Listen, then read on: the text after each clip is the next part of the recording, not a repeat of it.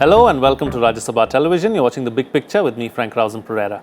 Countries like India, Iran, Russia and Turkey would have to fight against terrorists in Afghanistan at some point of time, US President Donald Trump said on Wednesday, ruling that the job against terrorism was being done only by the United States. Trump's comments came a day after he indicated that the US forces would not completely withdraw from Afghanistan and America would have somebody there to make sure that the Taliban does not regain control. Trump said that the US was fighting the terrorists in Afghanistan despite being 7,000 miles away, while India and Pakistan were not doing so even after being next door. Asserting that the caliphate was gone, he said the US was holding thousands of IS fighters and Europe had to take them. And if Europe doesn't take them, he would have no choice but to release them into the countries from which they came, which was Germany and France. On this edition of The Big Picture, we will analyze India's Afghan policy. Joining me on the program today are Vivek Karju, former ambassador, Major General Dhruv C. Katoch, retired, Director, India Foundation, and Sriram Chaulia, Foreign Affairs expert. Thank you to all my guests for joining me on this edition of The Big Picture. Ambassador, I'd like to begin the program with you. Let's try and analyze and try and understand the statement of US President Donald Trump.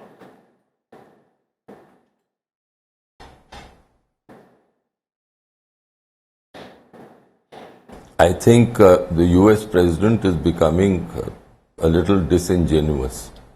Let us go back into history. The Americans had no problems per se with the Taliban.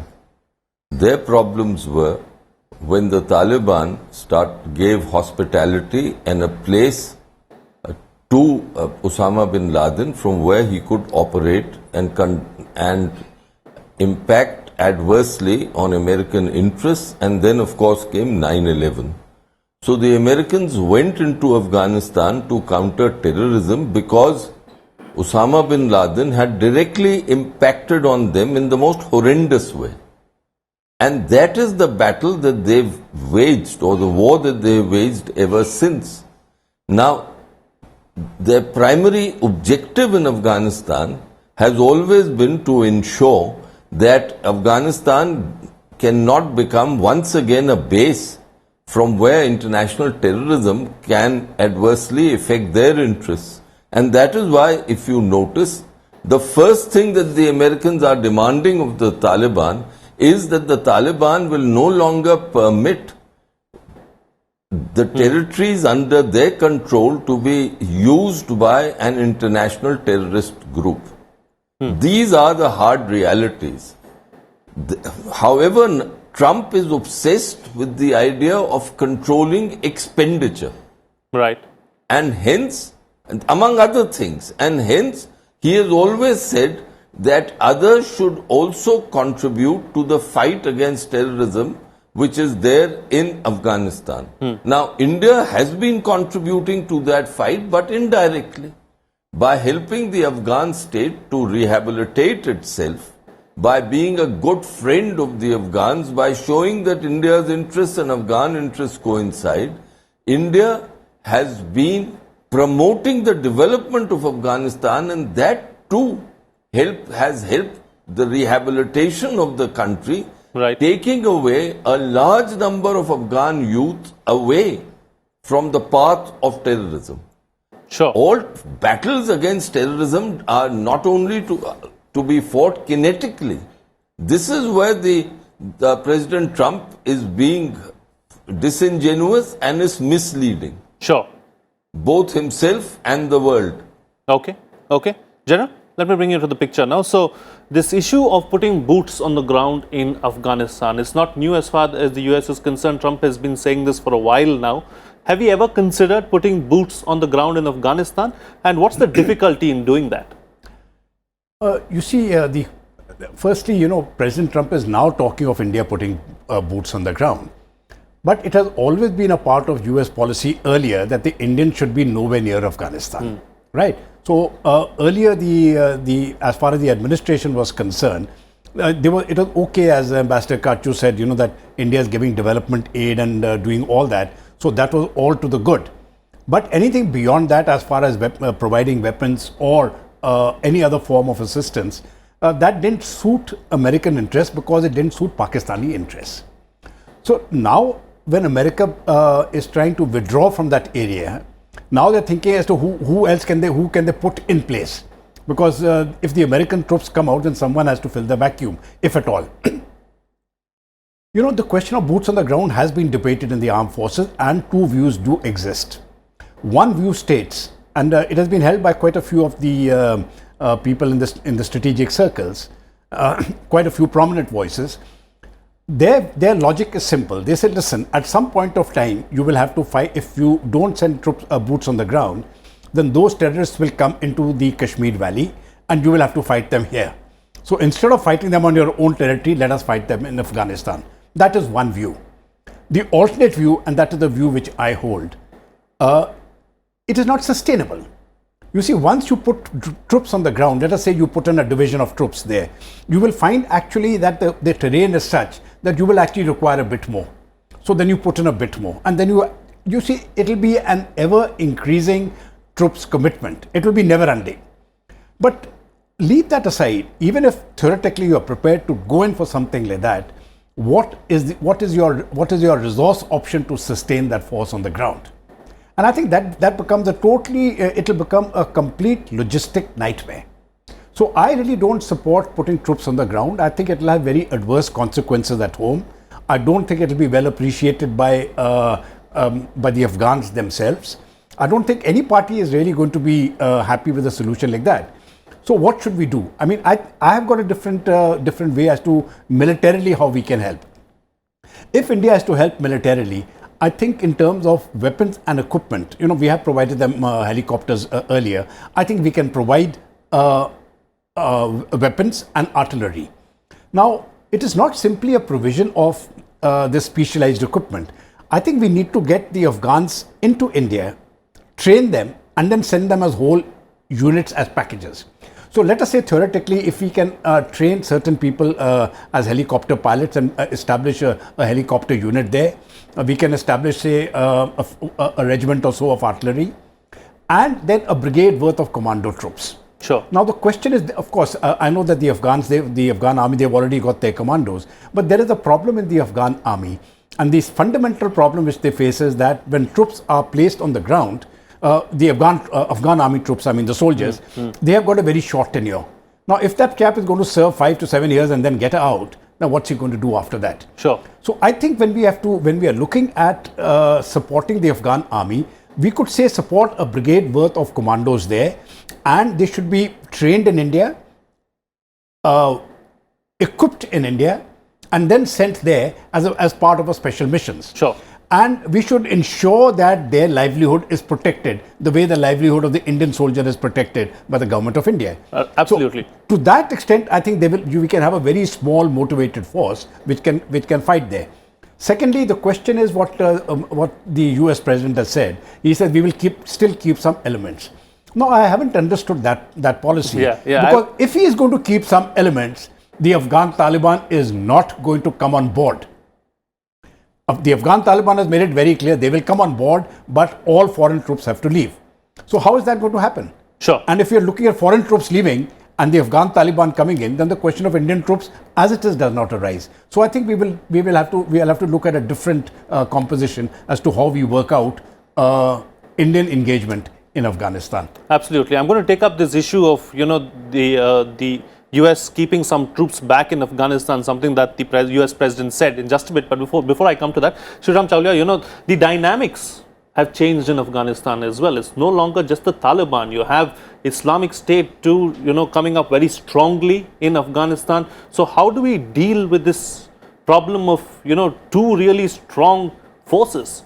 Yeah, Frank, this happens in most of the complex long-term so-called internal wars, that factions break away from the main rebel group and then they continue waging war even after agreements are signed, and then if further fragmentation happens. You've seen that in Colombia, you've seen that in the Philippines, and many other battlefronts. So Afghanistan seems to be headed that way, and many people in the Afghan intelligence, the National Directorate for Security, are of the view that the ISIS faction in Afghanistan, which recently committed a massive suicide bombing on a Shiite, wedding festival ceremony, that it's actually in itself being enabled by the Pakistani military and the intelligence complex.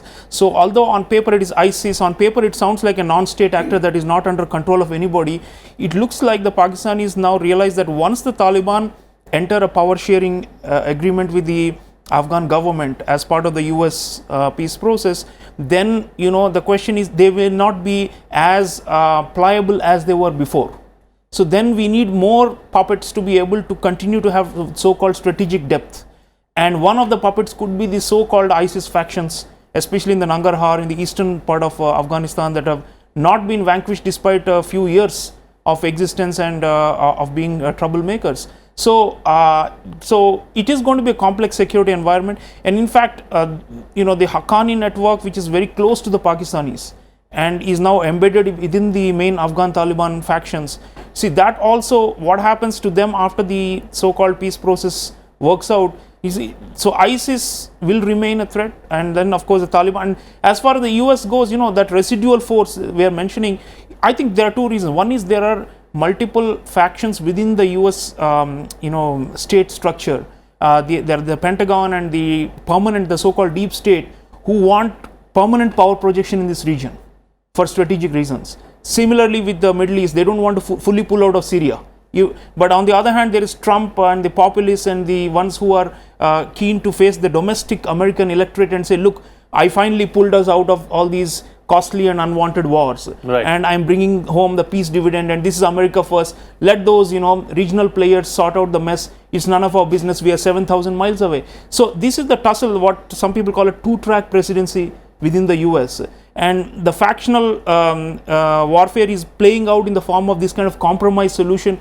They are neither fully out nor fully in. And Sure. in that kind of situation, ISIS or their so-called the avatar of ISIS there is likely to become bigger, because they are directly attacking people on sectarian grounds, unlike the Taliban, which made itself more like a Pashtun or a broader ethnic or a nationalist movement. So this is more divisive and more hitting at soft targets like ordinary civilians, much more than Taliban, and more easier for the Pakistanis to manage, because there is apparently a link between the so-called Pakistani Taliban on the Pakistani side of the border and these ISIS factions. Sure. So I think when Trump says Pakistan should be fighting terrorism, they are doing very little.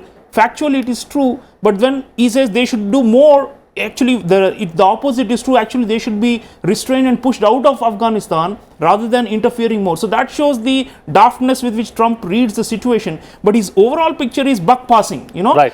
America has had enough. We don't want to take on more responsibility. Let the regional players take more responsibility. And in that context, definitely we need to reevaluate, as General was saying, some more things we could do. We're training about 1,000 or more Afghan military officers every year, and maybe we need to expand that. Maybe we need to think about the role of the Central Asian republics around Afghanistan, and we have very strong ties with them through the SCO, the Shanghai Cooperation Organization.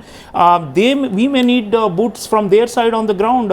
Some of them have capable militaries. So lots of combinations have to be thought through. Sure. Because we cannot leave it to Trump, because he is going to create a vacuum, a total vacuum, and he has made it quite clear. Okay, all right. So what are the options, what we can do going forward? We'll come to that in just a bit. But Ambassador, I want to hear your thoughts on this issue of the US leaving behind a residual force in Afghanistan, not fully in, not fully out, is how Sriram Chaulia is putting it. What is it that the US wants to achieve in Afghanistan? After saying in July that they want to be completely out of Afghanistan by September 1st, here you have the US president once again reiterating that, he's going to leave some people behind because he does not want Taliban to get full control.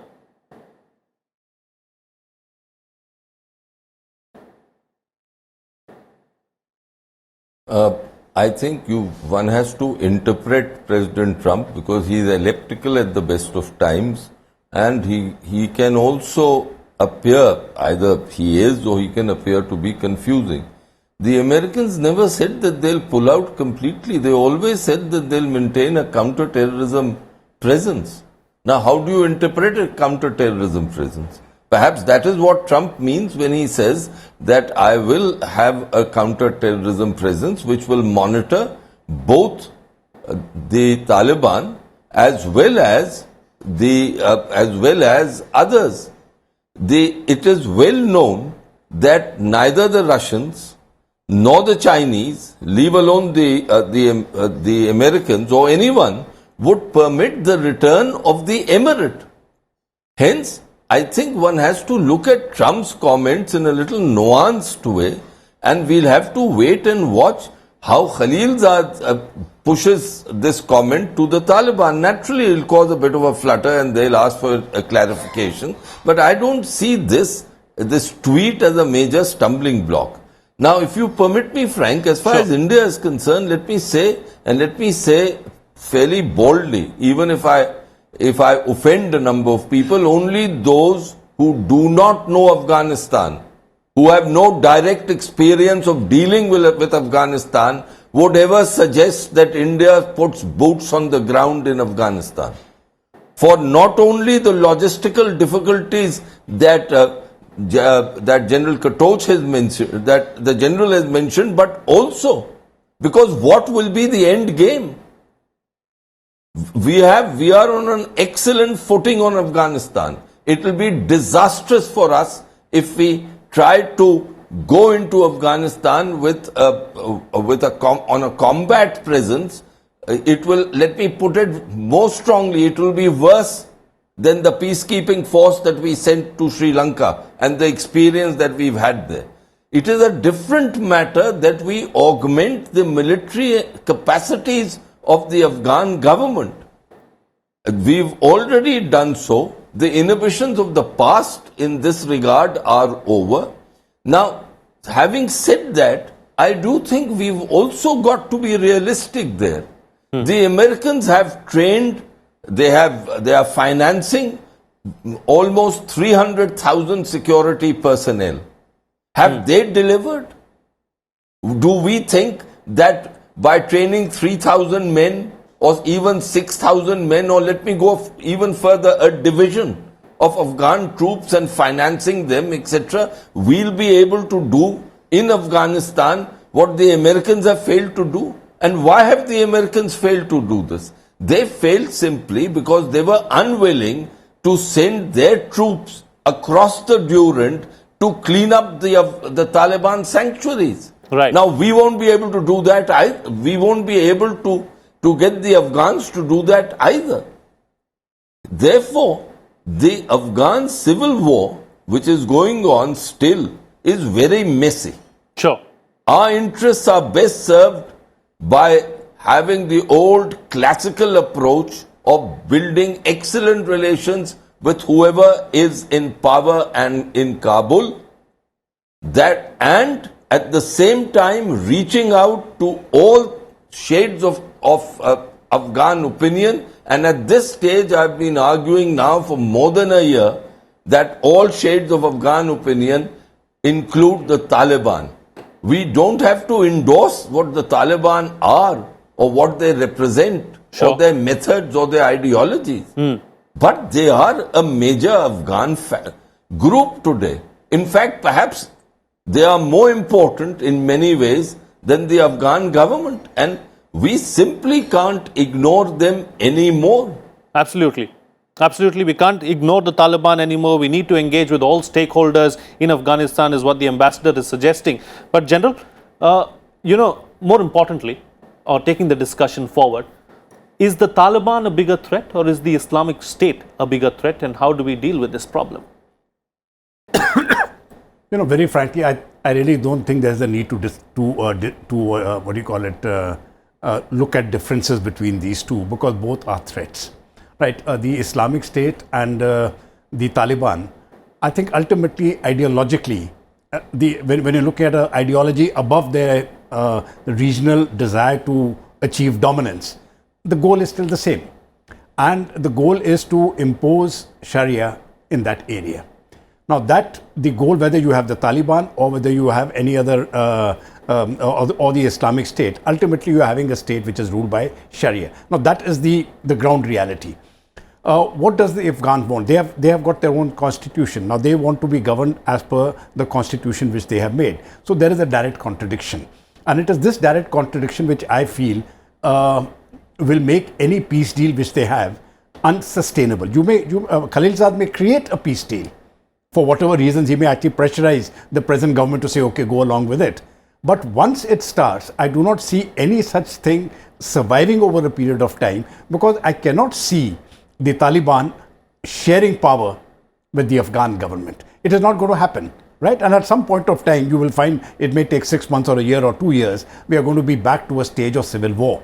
Now, that will be the other reality. It is not going to be a walkover that the Taliban will come and they will rule. We will come back to the time when there was Taliban rule, and there were large parts of Afghanistan which was waging a war against that government. So we are going to come back to that stage. And I think if we come back to that stage, it will be much more serious. You see, the larger point of what Ambassador Karchu had mentioned, which I totally agree. Within Afghanistan, you cannot resolve the conflict because we have not isolated the battlefield. One of the reasons why the Russians lost, I beg your pardon, why the Soviet Union lost, was because the battlefield was not isolated. And the same thing has happened to America, because the support to the fighting elements is coming from Pakistan. Now, unless you are prepared to address the root, you are not going to get peace here. Please understand that when Sri Lanka resolved their conflict, they resolved it primarily because you isolated the battlefield. Nothing could come in and nothing could go out. That, I don't see that situation arising here. The second point which I would just like to highlight is it pertains to finances. Now, you see, Afghanistan is a poor country. They cannot afford the number of troops which they have trained. It is physically impossible for them. So if the level of support, the financial support doesn't come, the Afghan armed forces will crumble. There is absolutely no way in which they can sustain themselves. You require $3 billion annually to sustain this force. Where is that money going to come from? If the money keeps coming from the United States and Europe, this is outside what India is giving. India is giving money for economic development.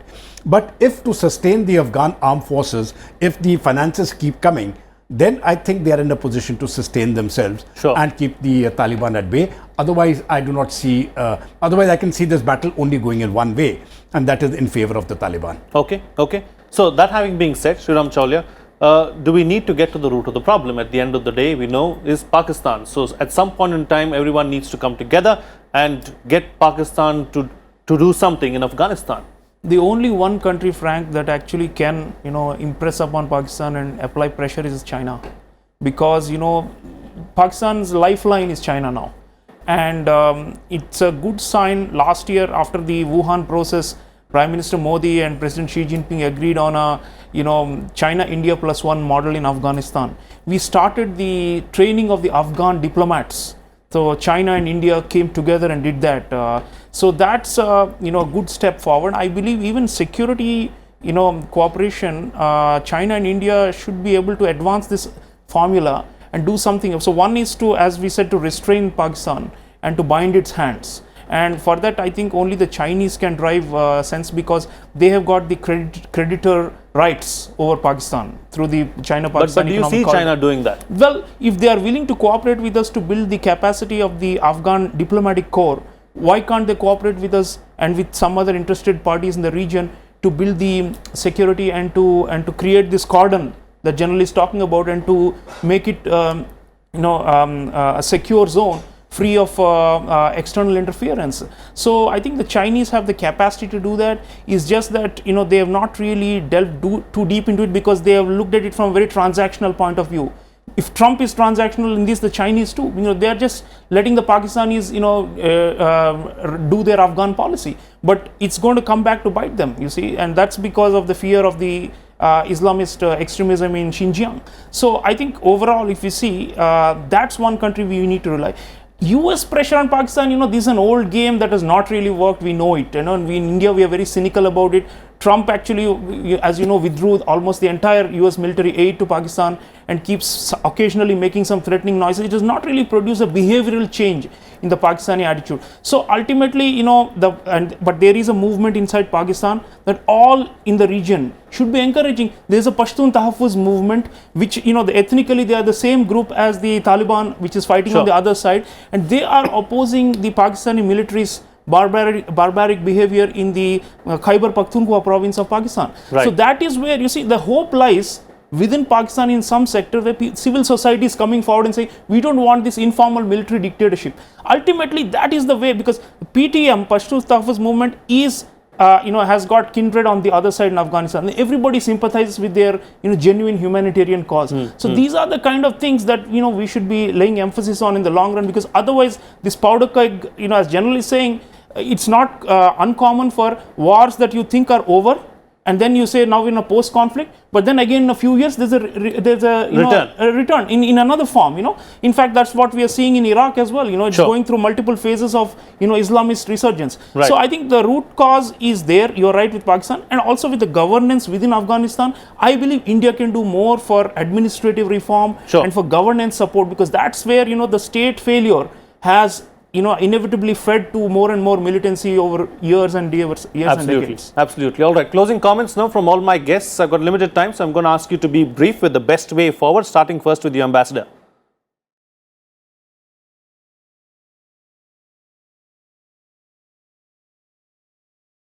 Look, a couple of points. I think we've got to distinguish between between different groups interpreting the Sharia differently. The Taliban's primary direction has always been Afghanistan. I don't think they have shown some interest in Islamic causes, but they are quite different from the Al Qaeda or ISIS. So I think on that we've got to be clear. Second, I do think the best way forward as of now in the short term is to engage everyone while in Afghanistan, while maintaining our support for the government, and also if we are invited to be observers to the intra-Afghan dialogue, to be there as observers. I do believe that the Americans and the others who are promoting the intra-Afghan dialogue may be wanting our presence, and we should have no reluctance in being there. Right. Lastly, I don't think the Chinese will ever buck the Pakistanis on Afghanistan. Right. They have their direct links with Afghan parties. They have direct interests in Afghanistan. But to hope that the Chinese would be able to control the Pakistanis to bring about the stabilization of Afghanistan, I'm afraid is hoping a bit too much. All right. General? I think I'll just make two very quick comments. I think one is what India has been doing so far. We need to continue with that policy. Let us face it, we are not the major players, and but we have got the greatest amount of goodwill in Afghanistan. You speak to any common Afghanistan, and I think India holds the prime of place. But ultimately, goodwill can evaporate very, very quickly if a wrong party comes into power. And I'm not so sanguine about the Afghan Taliban. We saw their rule when they were in power in the late 90s, and it was absolutely brutal. Now, I think if you come back to rules of that nature, I don't think it is healthy for the region. But ultimately, you see, the solution to Afghanistan is not in Afghanistan. It is in Pakistan. Right. And I think unless you address that cause, I'll agree with Ambassador Kaju. Chinese are not going to do it. Chinese need Pakistan for their own reasons. To that extent, even Americans need Pakistan for their own reasons. But somehow I think we need to at least sensitize the world to where the problem lies. And if you want a solution, then Pakistan is the problem. You cannot make them part of the solution. Absolutely. Right. And Sriram Chalia, close the show for us with your concluding Frank, India does not need a certificate from Donald Trump for all the sacrifices and the blood and treasure we put into that country to build Afghanistan. And, the US is in isolationist phase. They're withdrawing, least interested or conflicted about what their core interests are. So I think, in a way, Trump is a blessing in disguise, because he's putting the onus on all of us in this region to, no longer, we cannot free ride on US security assistance and presence in the region anymore. So I think all the more reason why creative regional diplomacy as well as cooperative security mechanisms within our, within Central and South Asia, through SAARC, through CSO and all the other forums, we need to mobilize them quickly and have them in place as a, backup plan to avoid a possible takeover of the entire Afghan state Right. and machinery by unwanted elements. So this is the time really Sure. for us to be playing a proactive role, and I'm sure Prime Minister Modi and his think tank have plans in mind. Okay, all right. On that note, then we'll call it a wrap on this edition of The Big Picture. Thank you to all my guests for joining me on the program and putting things into perspective for us. That's it on this edition of The Big Picture. See you again next time.